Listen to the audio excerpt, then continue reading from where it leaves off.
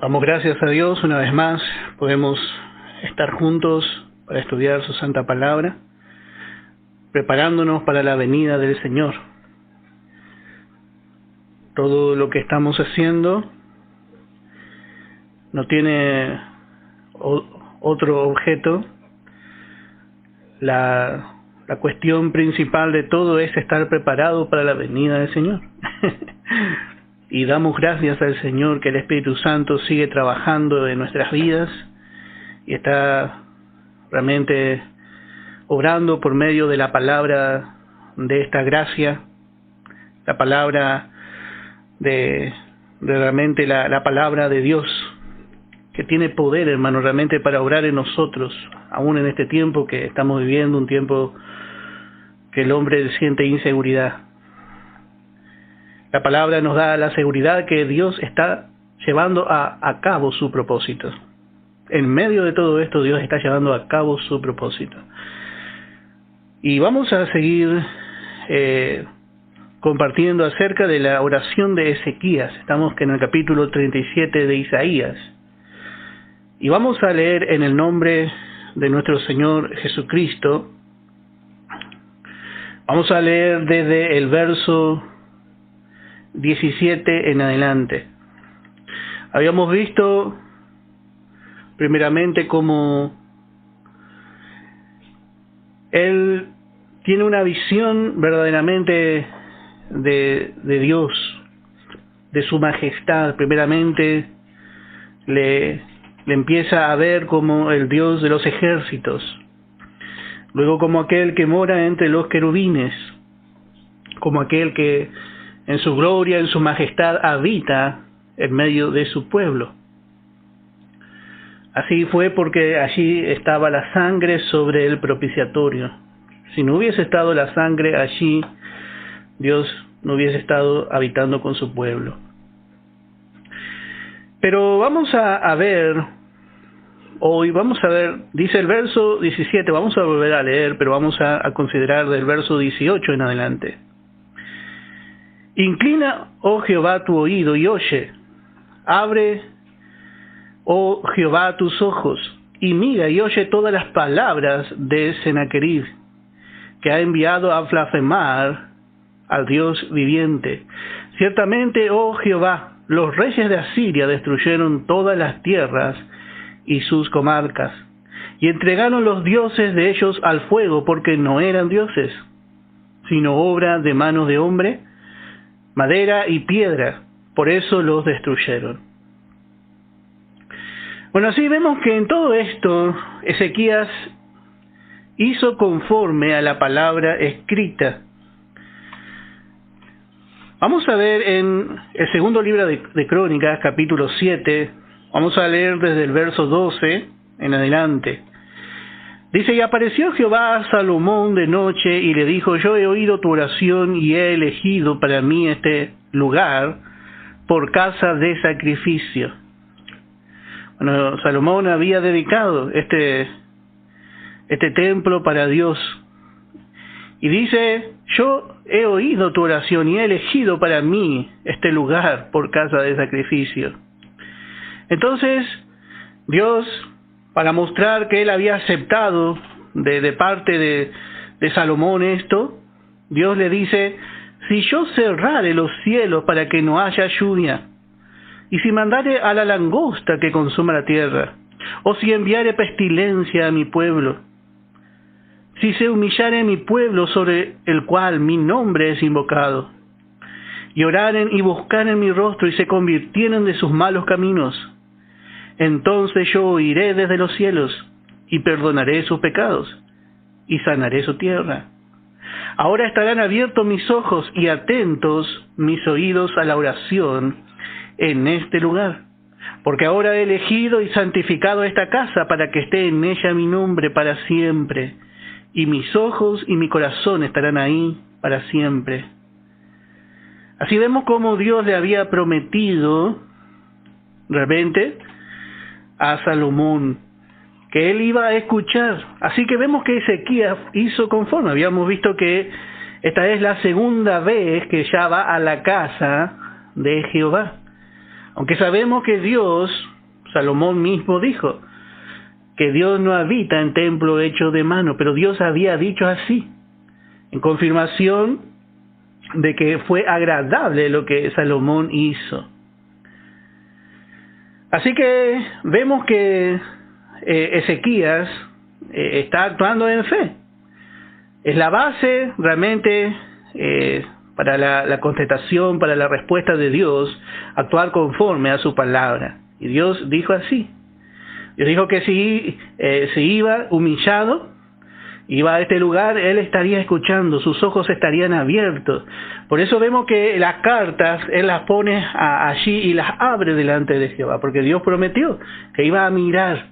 Entonces ahí Ezequías va y abre la carta, lee, dice, lee Dios, lee, porque acá lo que dice, me mandaron a mí, dice la carta, pero en realidad te mandaron a ti, dice. Así va con fe, Ezequías va con esa fe. Y así es la fe, hermano. La fe reclama siempre la promesa de Dios. No podemos reclamar lo que Dios no prometió, pero sí podemos reclamar lo que Dios prometió. Y debemos reclamar porque esa es parte de nuestra herencia. Es parte de lo que el Señor dejó para nosotros, para que podamos disfrutar. Muchas veces no reclamamos, entonces tampoco disfrutamos de las victorias. Hasta donde el Señor prometió, hermano, podemos pedir. Hace unos años atrás había un programa, bueno, ya no sé si quizás siga estando, pero yo estoy hablando de allá del año 90. Había un programa donde le daban un tiempo y le daban un changuito de supermercado y usted podía entrar y podía cargar el chango y agarre lo que usted quiera. Todo lo que había disponible estaba a su alcance. Y entraba la gente y se apuraba y agarraba las cosas de valor. Y bueno, hermano, así es con lo que el Señor ha ganado para nosotros. Es de la misma manera. No podemos tomar si el Señor nos dio. Pero dice la palabra, Jesús le dijo, si puedes creer, al que cree, todo le es posible. Ese es el límite. El límite de nuestra tarjeta, hermano, es muy elevado. Por eso dice, si puedes creer, al que cree, todo le es posible. Dice en el Evangelio de Marcos, capítulo 9, en el verso 23. Así Dios hace, y Dios nos ha dado realmente muchas promesas, grandiosas promesas, dice el apóstol Pedro. Y todas ellas son de efectivo cumplimiento a través de Jesucristo, son para nosotros. Todo depende, hermano, de nuestra fe. Ezequías actuó en fe, actuó sobre lo que Dios prometió. Por eso vemos a un hombre actuando como la palabra dice. Cuando vemos a Ezequías, habló como tenía que hablar, actuó como tenía que actuar. Por eso la victoria es segura. Cuando nosotros hacemos conforme a la palabra, a veces el enemigo nos quiere poner duda. No haga así. No haga así, que siempre el enemigo va a tratar de que usted no tome su herencia. No vaya a pensar que el enemigo le va a decir, no, vaya y entre y pida. No. Le va a hacer ver su incapacidad, quizá le va a querer hacer sentir indigno. ¿Por qué si al hermano fulano le dio, quizá a mí el Señor no me quiera dar? Y eso es lo que el enemigo actúa. Y a veces nos comportamos como el hermano mayor del hijo pródigo. El hijo pródigo pidió. Dame, le dijo, dame todo lo que me corresponde. Así bien cara dura el hijo pródigo. ¿Y qué hizo el padre? El padre le dio. El problema es que después fue y derrochó, pero no estuvo mal en pedir. El problema, hermano, es que nosotros a veces estamos, pero nunca pedimos. Nunca te he pedido, dice. Y el padre le dijo al hermano mayor, le dice, todo lo mío es tuyo, dice. ¿Por qué no pediste? Y así, hermano, así es la trampa del enemigo en este tiempo. Realmente cuenta lo que nosotros pedimos. Dice en Mateo capítulo 18 en el verso 19, otra vez os digo, que si 2 de vosotros se pusieren de acuerdo en la tierra acerca de cualquiera cosa que pidieren, les será hecho por mi Padre que está en los cielos. Porque donde están 2 o 3 congregados en mi nombre, allí estoy yo en medio de ellos, pero debemos pedir. Si somos 2 o 3, mejor. Pedimos, ya nos ponemos de acuerdo en cuanto vamos a orar, hermano, en esta dirección. Y si pedimos, hermano, para que la obra de Dios se expanda, ¿cuánto más Dios va a escuchar? Pero Dios escucha, hermano, para cualquier necesidad. Dios dejó promesa. En el Evangelio de Juan, capítulo 14, podemos leer. Evangelio de Juan, capítulo 14, y vamos a leer desde el verso 12 en adelante. Dice, de cierto os digo, el que en mí cree, las obras que yo hago, él las hará también. Y aún mayores hará, porque yo voy al Padre. Y todo lo que pidieres al Padre en mi nombre lo haré, para que el Padre sea glorificado en el Hijo. Si algo pidieres en mi nombre, yo lo haré. Así el Señor nos dejó las mismas promesas, y nos dejó mejores promesas aún. Tenemos el nombre de Jesús para pedir. Todo lo que pidieres al Padre, dice, en mi nombre. Todo lo que necesitemos, hermano, está a nuestro alcance cuando pedimos en el nombre de Jesús. Señor, en el nombre de Jesús te pido. Desde el más chiquito hasta el más grande ya tiene el nombre de Jesús a su alcance. Desde el creyente recién convertido, dice, en el nombre de Jesús, y Dios ya escucha. Y el más grande ya con más confianza, con más madurez, ya sabe también cómo pedir. Entonces también Dios le escucha en ese nombre. Nos ha dado ese nombre el Señor. Su nombre nos ha dado para pedir ante el Padre. Y muchas veces, hermanos, decimos otra vez, no aprovechamos. Siempre estamos mirando quizás nuestra capacidad, nuestra justicia, que no es suficiente, parece, para pedir. Pero necesitamos realmente hacer uso, porque eso ya ganó el Señor. Nosotros ya tenemos derecho como hijos de todas esas cosas. Dice en el Evangelio de Juan, capítulo 15, en el verso 7, si permanecéis en mí, y mis palabras permanecen en vosotros, pedid todo lo que queréis, y os será hecho. Si permanecéis en mí, si permanecemos realmente ligados a Él, la vid verdadera, encontramos a Israel, que era la viña. Israel es la viña. Pero encontramos dentro de esa viña a una vid. Esa vid verdadera. De esa vid el Señor formó la iglesia. Y nosotros permanecemos en Él. Y su palabra también permanece en abundancia en nuestro corazón.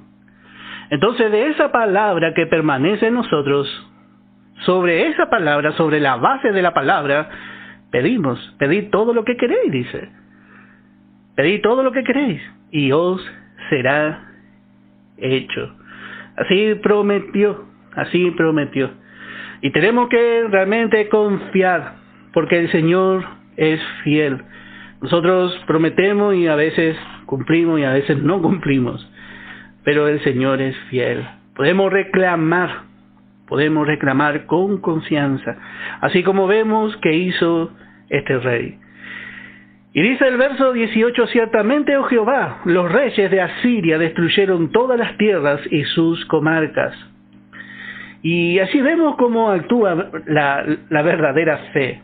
Este hombre aquí se levanta en fe y dice, ciertamente es verdad lo que dice la carta. Dios le dice, parece estar conversando en la misma presencia de Dios.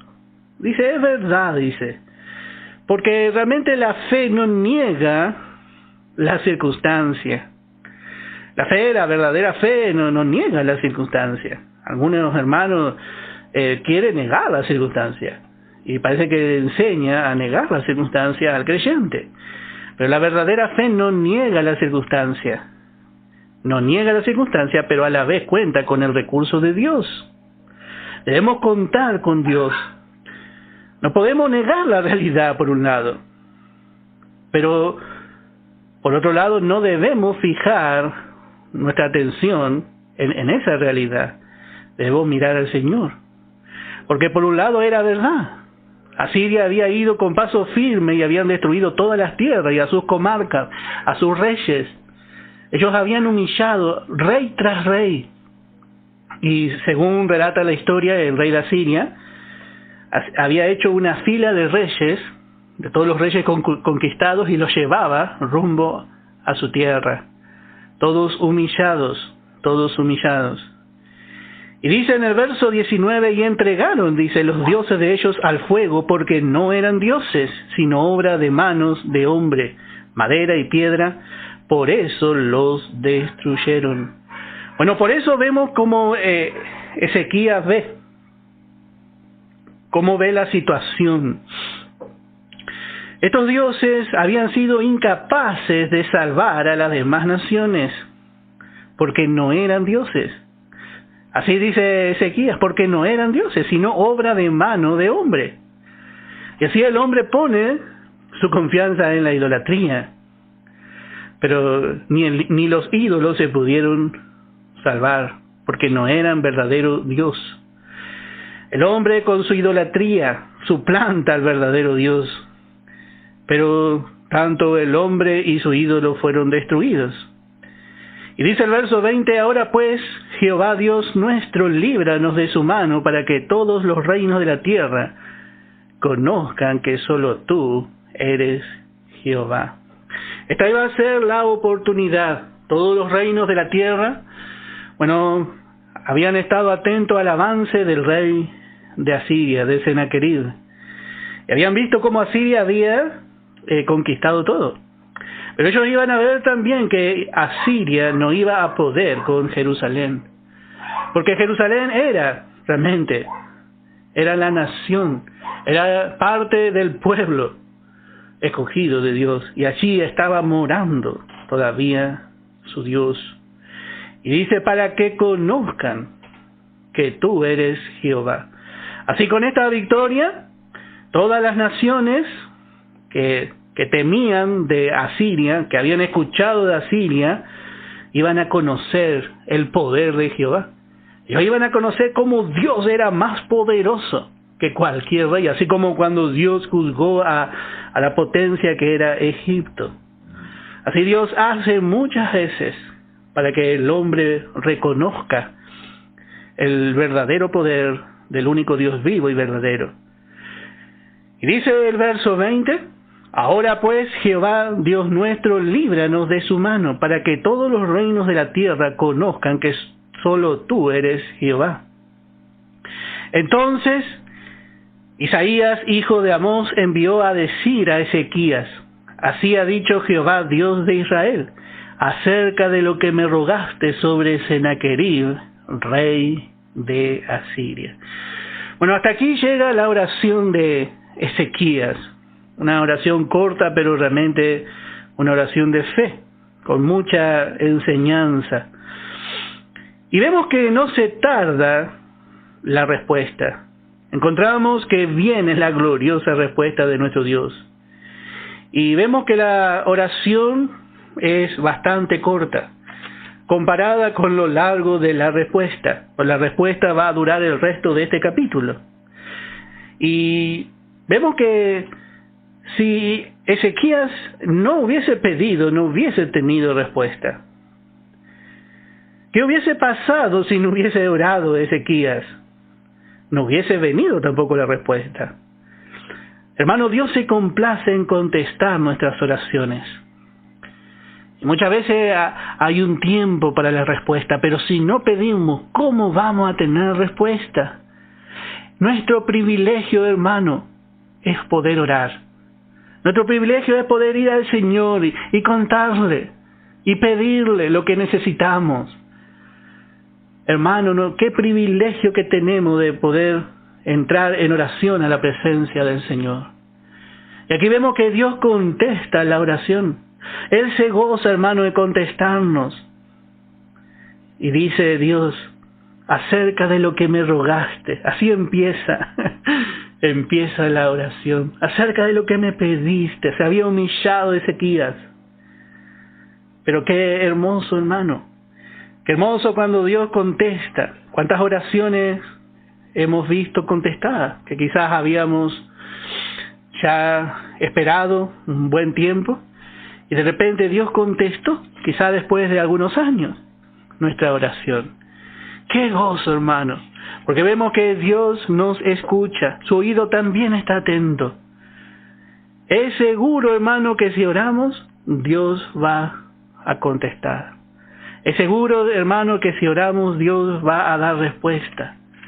Dice en Primera de Tesalonicenses, en el capítulo 5, en el verso 17.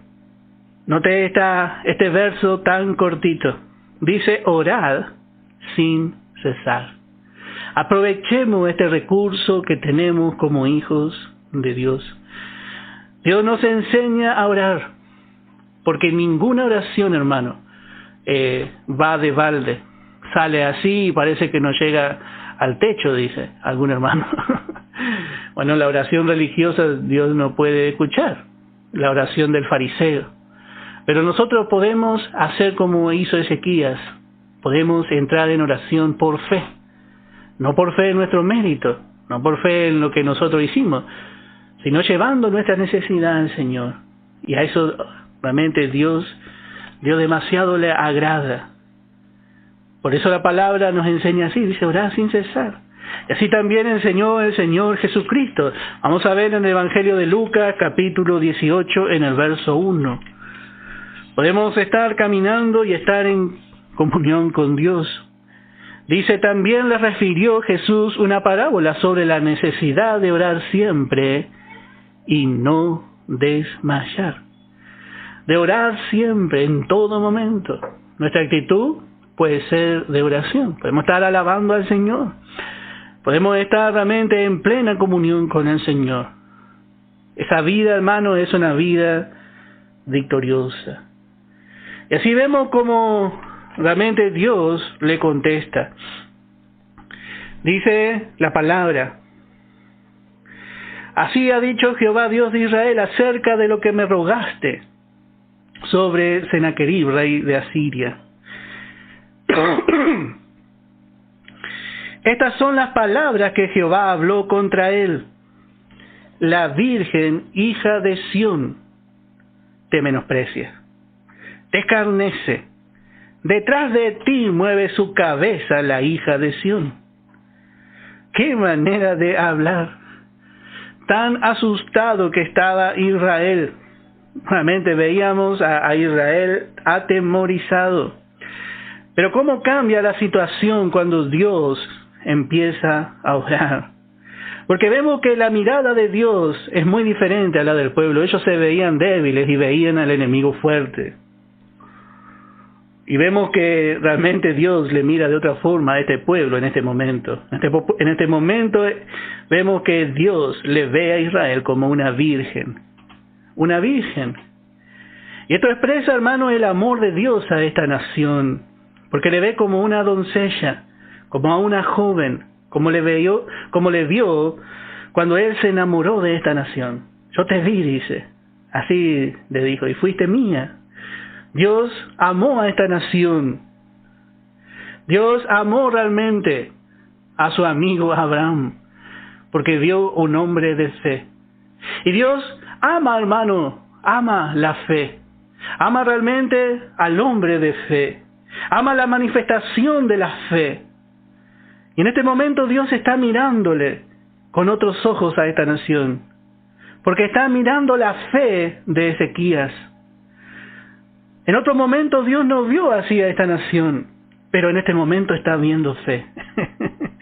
Y esta nación, dice Dios, es una virgen, es una joven tierna, una doncella delicada, débil, que Este rey quería venir y quería tomar lo que le pertenecía a Dios. Sin embargo, dice Dios, dice la palabra, la virgen hija de Sión te menosprecia. La débil hija de Sión te menosprecia y te escarnece. Y detrás de ti mueve su cabeza la hija de Sión. Así está mostrando, hermano, que Dios estaba con Israel. Ella se iba a parar firme, esta virgen se iba a parar firme delante del rey de Asiria. Y así es cuando nosotros nos sujetamos, hermano, a Dios, cuando dependemos de Dios, cuando Dios toma el control. Hermano, podemos, por más débiles que seamos, somos fuertes contra cualquier acechanza del enemigo. Por más débiles que seamos, por más débiles que nos vean. Y por ahí dice, de tan débiles que nos ven, va a cualquier zorrita que ellos no cazan, porque seguramente hay alguna zorra, lo que ellos edifiquen va a tirar por ahí. Sin embargo, la palabra nos enseña. Dice en Santiago capítulo 4, en el versículo 7, someteos pues a Dios, resistid al diablo, y huirá de vosotros. Someteos a Dios. Eso es lo que hizo Ezequías. Estaba ahí sometido, dependiente, tan dependiente de Dios. Estaba actuando conforme a lo que la palabra de Dios decía. Entonces, ahora es tiempo. Dice, resistid al diablo, y él huirá de vosotros. El hecho de someternos, hermano, nos da fuerza. Pero no una fuerza natural. Quizá ya hemos perdido. Ellos mismos se habían visto como una mujer de parto que no tiene fuerza para parir. Pero Dios le dice no, Dios le ve como una virgen. Y esta mirada, hermano, es la que Dios ve en cada uno de nosotros. Así Dios nos ve. ¿Por qué le llama una virgen, una mujer delicada, como resaltando su pureza? Porque también así Dios nos ve, hermano, a nosotros cuando actuamos en dependencia de Él. Dios empieza a vernos realmente. Dios empieza a mostrarnos y empieza también un poco a descubrir lo que nosotros verdaderamente somos. Nos está mirando en la nueva creación. Nos empieza a ver y empieza a resaltar. Dios en todo momento nos ve en la nueva vida, pero el problema es que nosotros no nos vemos así. Por eso, qué manera de hablar. Empieza a resaltar. Nosotros hemos sido creados según Dios en la pureza y santidad de una vida nueva. Somos creados según Dios en la pureza y santidad de la verdad. Así dice la palabra. Y entonces allí en esa manera, entendiendo eso, nosotros podemos confiar en Dios. ¿Qué confianza le da Dios, hermano, a Israel? Le dice, usted es una virgen. Le da esa confianza. Y ellos también creen. Y así realmente nosotros podemos actuar frente a una situación. Quizá venimos, hermano, en derrota. Quizá usted viene en derrota. El enemigo ha ganado ventaja. Bueno, hermano, humíllese delante del Señor. Y usted va a estar en ventaja luego contra la acechanza del enemigo. Porque es difícil, hermano, si usted viene en desobediencia, tomar ese lugar que Dios le dio. No le digo que usted no tiene ese lugar, usted tiene.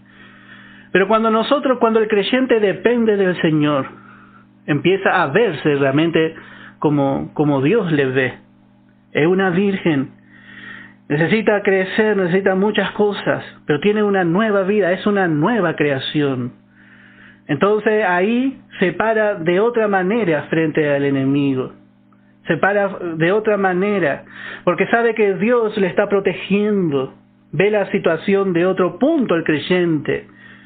Pero necesitamos en esos momentos depender del Señor.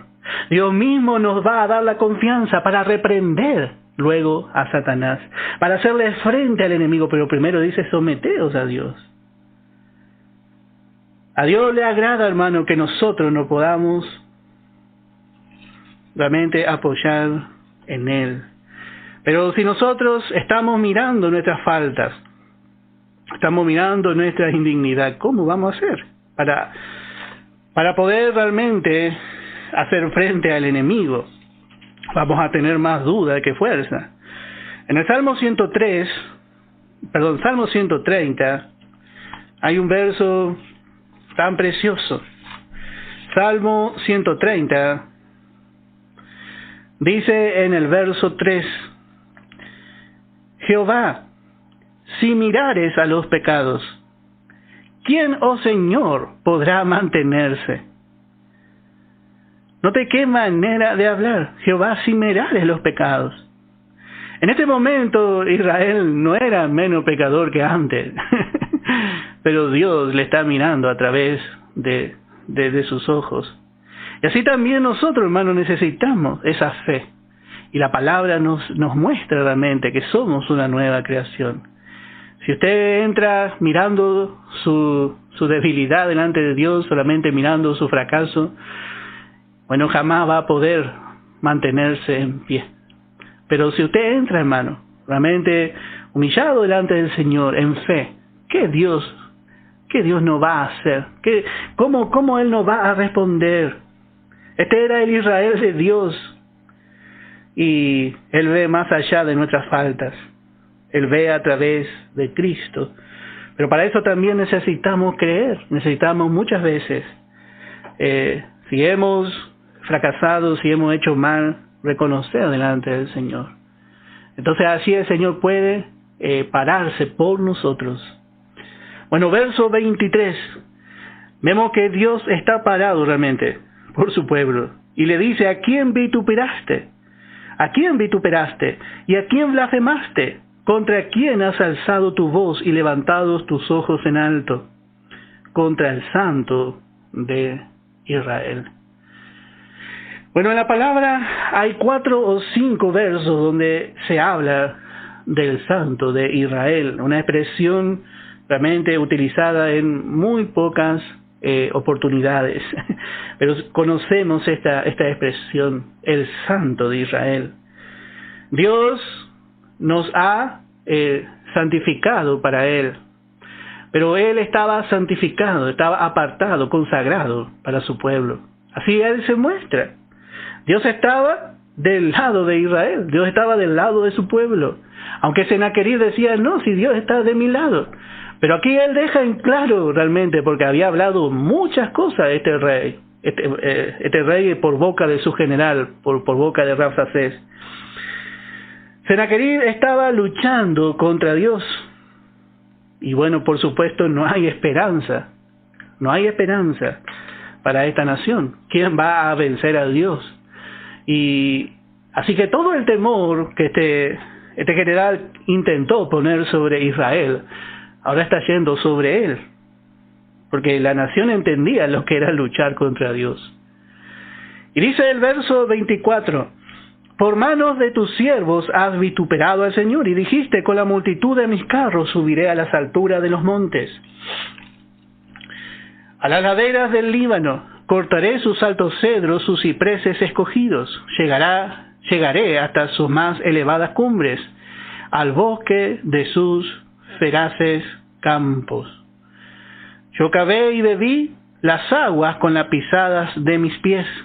Secaré todos los ríos de Egipto. Bueno, así vemos cómo este rey habla de sí mismo. Y como hemos dicho, este rey intentó, hablando de esta manera, opacar el corazón de Israel. Y vemos que realmente fue un hombre muy orgulloso.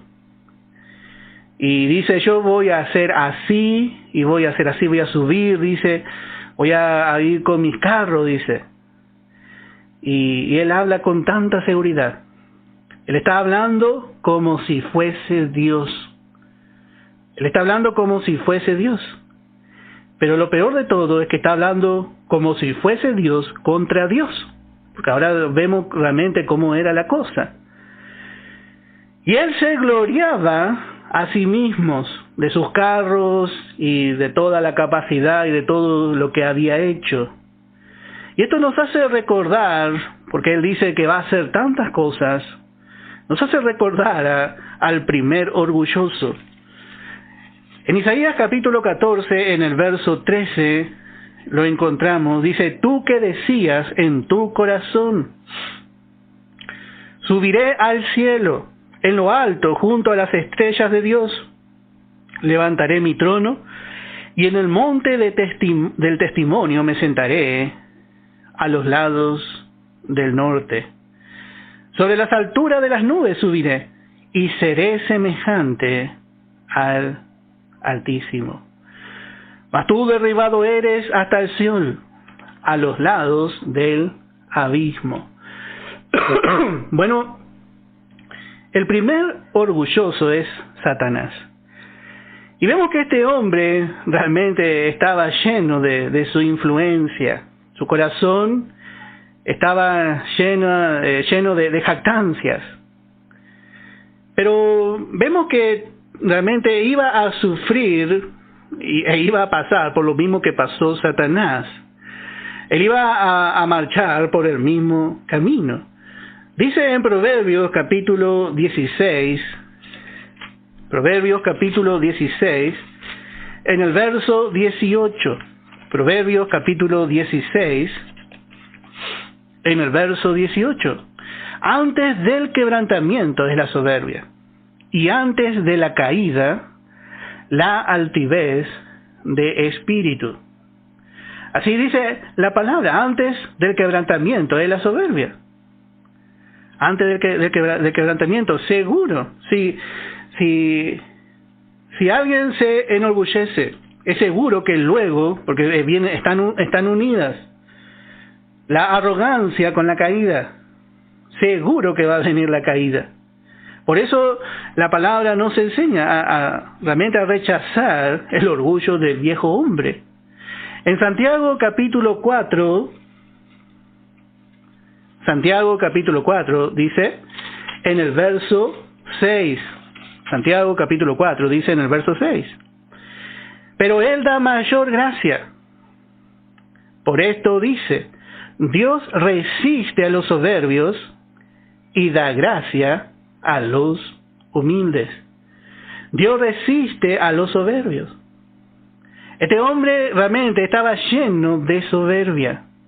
Y Dios resiste a los soberbios. El altivo realmente se pone en alto. Así fue realmente la manera de Satanás. Él siempre está más alto y parece que está fuera del alcance de todos. El que cree que realmente es mejor que los demás. Y llega a nublarse tanto su visión que también llega a pensar que está más alto que Dios y hace un Dios de sí mismo. Así una persona que es muy orgullosa piensa que incluso está fuera del alcance de Dios, porque realmente su visión misma llega a nublarse. Entonces empieza a buscar su propia gloria. Y esto es algo, hermano, que le ocurrió a este hombre, porque realmente vamos a seguir mirando que este fue un instrumento de Dios. Asiria fue instrumento de Dios. Pero ¿cuándo cayó? Cuando él quiso hacer más de lo que Dios le había mandado. Él se tenía que haber quedado como un instrumento de Dios. Pero él quiso hacer conforme su voluntad y ya cruzar el límite de la voluntad de Dios. Él estaba marcándose ya a sí mismo como Dios. Y esto también la palabra nos enseña. No debemos nosotros, hermano, cruzar ese límite.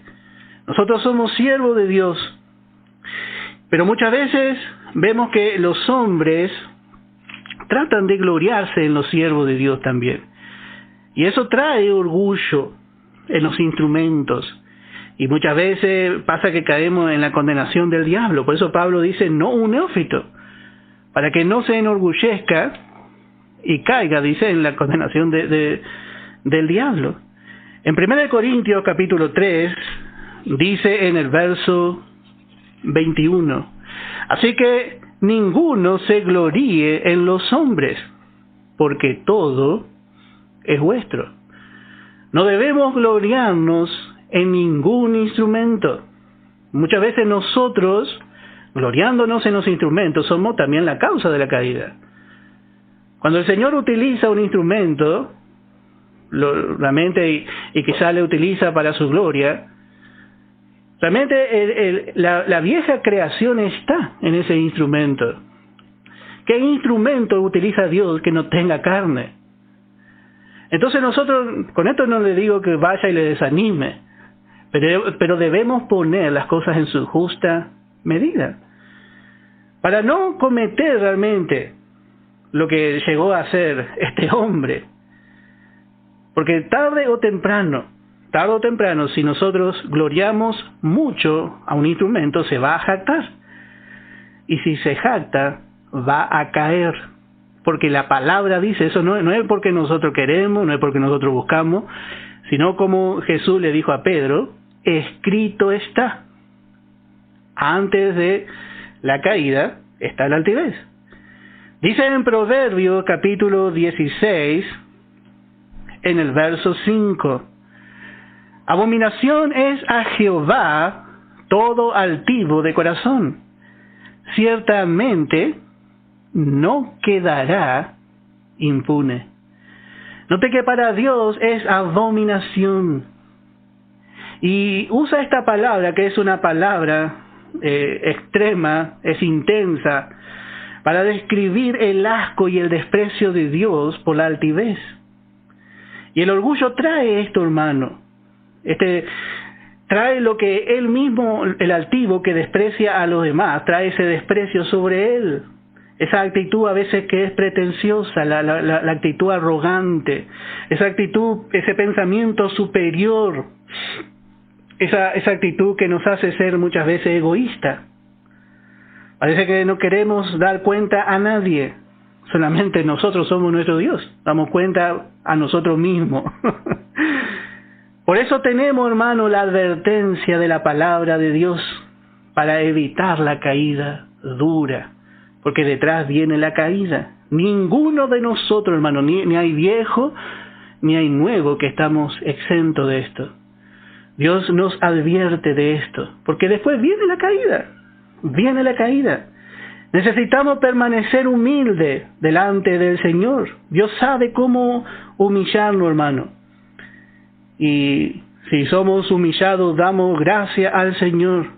Cuando nosotros ya entendemos la manera de Dios, empezamos a reconocer, hermano, que necesitamos más y más humillación. Necesitamos humillación, hermano. Más humillación. ¿Para qué? Para poder realmente un día ser exaltado con el Señor. Encontramos a uno que se despojó a sí mismo. Se despojó y fue humillado hasta lo sumo. Ese es nuestro ejemplo.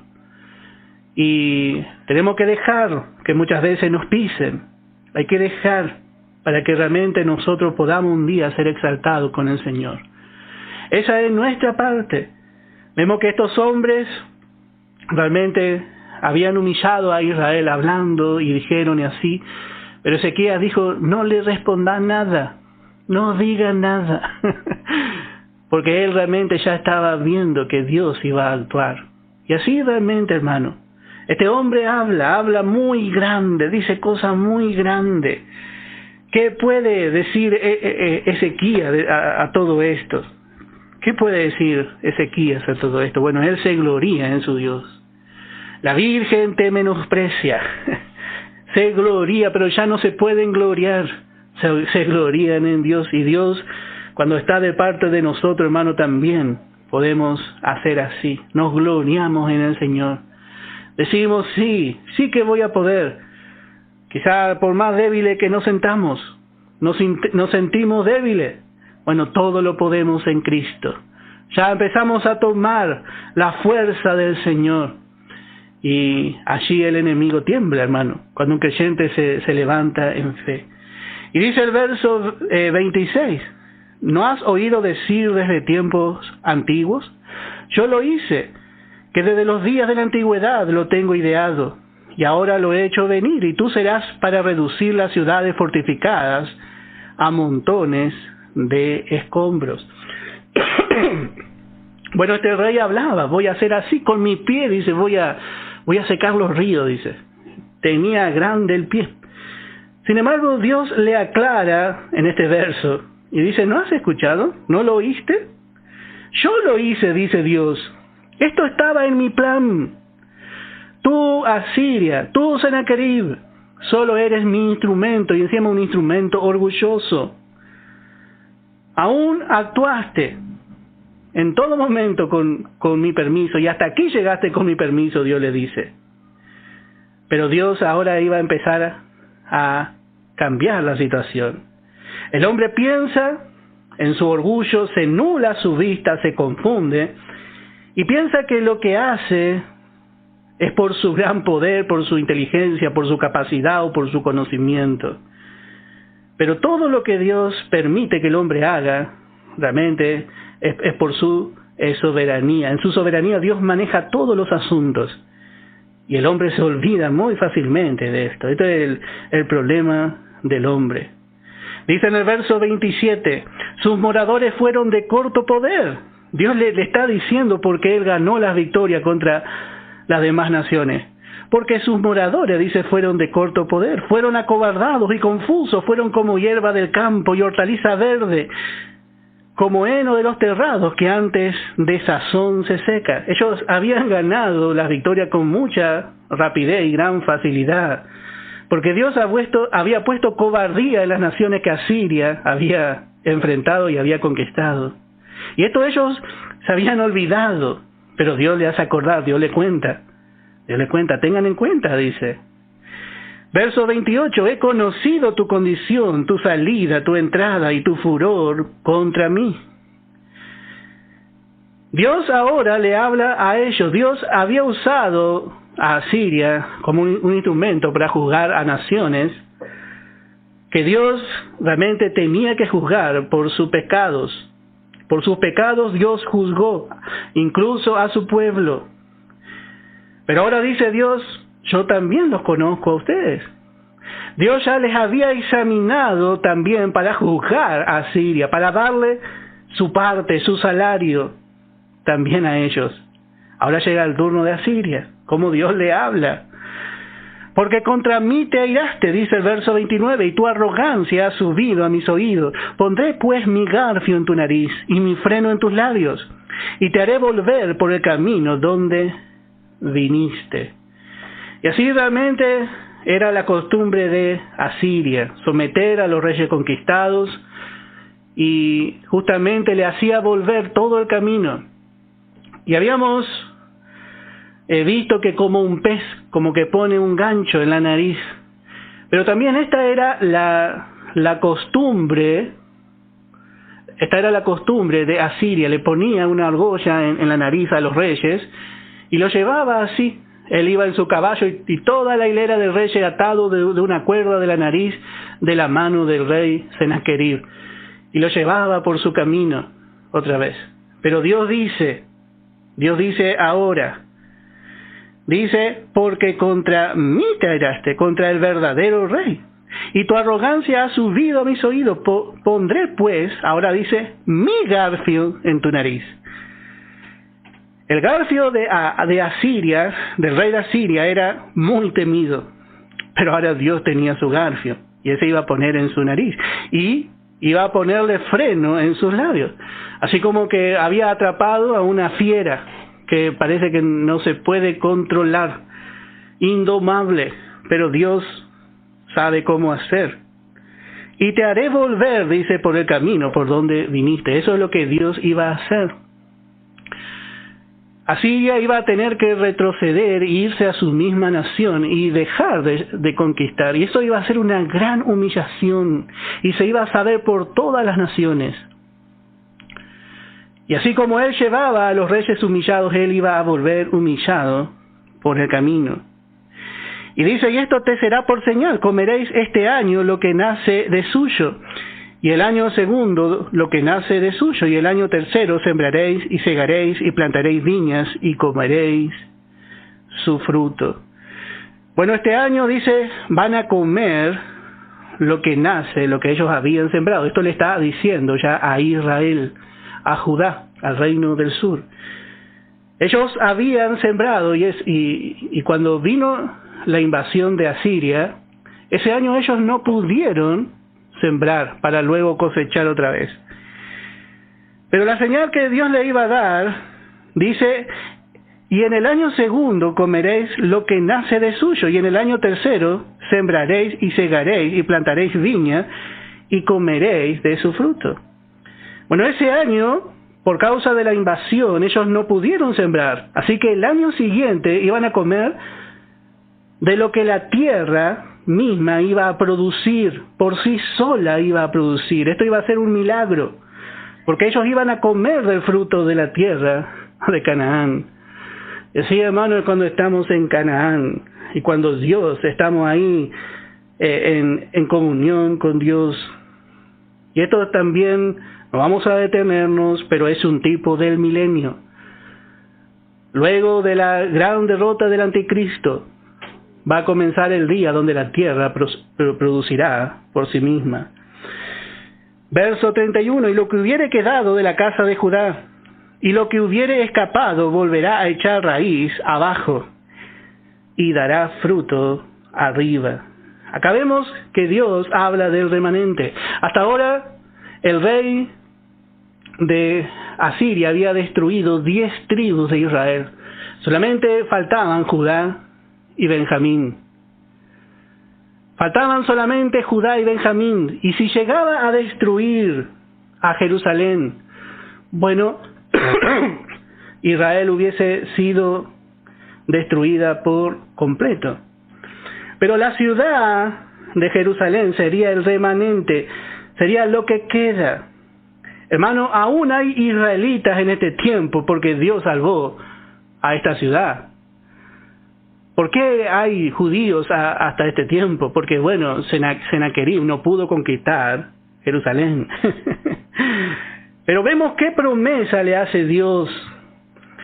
Dice, lo que hubiere quedado de la casa de Judá y lo que hubiere escapado, dice, volverá a echar raíz abajo.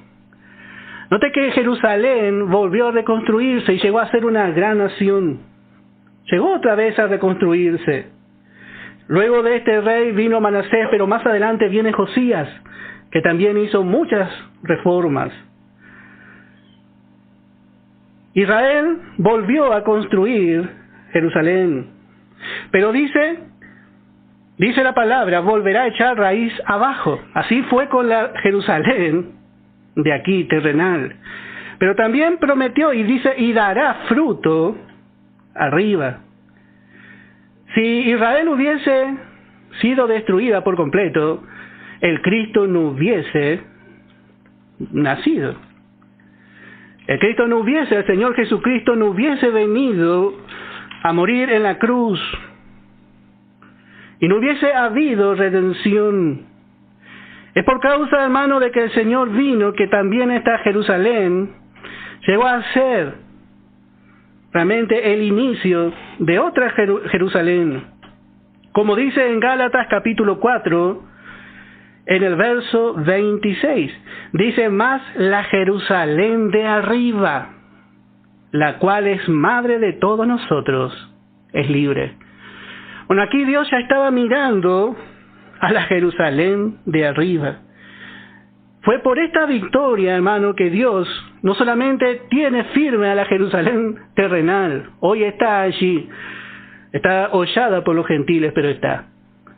Pero hay una ciudad que nunca va a ser hollada, de la cual se formó también de este remanente. Y dice, lo que hubiere escapado, volverá a echar raíz abajo.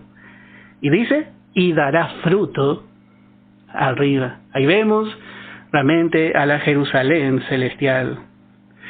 Porque de Jerusalén saldrá un remanente, y del monte de Sión los que se salven. Y dice, el celo de Jehová de los ejércitos hará esto. Dios hará todo por su celo de su gloria, por celo de su nombre. El celo santo de Dios. Y dice el verso 33, por tanto así dice Jehová acerca del rey de Asiria, no entrará en esta ciudad, ni arrojará saeta en ella, no vendrá delante de ella con escudo, ni levantará contra ella baluarte. Por el camino que vino volverá y no entrará en esta ciudad, dice Jehová. Porque yo ampararé a esta ciudad para salvarla, por amor de mí mismo. Dos cosas son mencionadas aquí, y usted puede marcar: el celo de Jehová, el santo celo, y dice por amor de mí mismo. Dios defenderá Jerusalén eternamente por su propia gloria. Y dice también, y por amor a David, mi siervo. Hace 300 años que David ya había muerto, pero Dios le había prometido que no iba a faltar quien se siente en su trono. Y así Dios es el que cumple sus promesas. Si Él hizo promesas, hermano, muchas veces Él ratificó. Note que aquí vuelve a acordarse de lo que le prometió a David. Y si Dios, hermano, nos ha guardado a nosotros, también es por su santo celo, es por amor de sí mismo, pero también es por amor a su Hijo. Él nos guarda. Ese es el celo de Dios. El celo por su propósito, que a veces nosotros decimos, bueno, ¿para qué voy a conocer tanto la palabra? Para poder reclamar, para poder tener seguridad, para conocer el gran amor de Dios hacia nuestras vidas, hacia la vida de Cristo que está en nosotros. ¡Qué hermoso! Y dice el verso 36, y salió el ángel de Jehová y mató a 185,000 en el campamento de los asirios. Y cuando se levantaron por la mañana, he aquí que todo era cuerpo de muertos. Entonces Sennacherib, rey de Asiria, se fue e hizo morada en Nínive. Muchos años después iba allí a ir a predicar un profeta. Y aconteció que mientras adoraba en el templo de Nisroch su dios, sus hijos Adrammelech y Sarecer le mataron a espada y huyeron a la tierra de Ararat. Y reinó en su lugar Adón, su hijo. Bueno, esto ocurrió, la muerte de este rey ocurrió 20 años después. Y bueno, hay mucha enseñanza aquí. Pero en todo esto vemos que la palabra de Dios se cumplió. Dios defendió con un solo ángel. Este ángel es tipo del Señor Jesucristo. Así también el Señor se va a levantar como un mensajero que trae el cumplimiento de la palabra en los últimos días y va a defender a su pueblo. Y por último vamos a leer en Oseas capítulo 1 en el versículo 7. Por boca del profeta Oseas, Dios ya había predicho. Oseas estaba en el reino del norte antes de su destrucción. Y dice, más de la casa de Judá tendré misericordia, y lo salvaré por Jehová su Dios. Por Jehová su Dios, por su celo santo. Y no lo salvaré con arco ni con espada, ni con batalla, ni con caballos, ni con jinetes. Así vemos cómo la palabra se cumplió. Bueno, hasta aquí la palabra, hemos pasado unos minutitos de nuestra hora. Que el Señor le bendiga ricamente.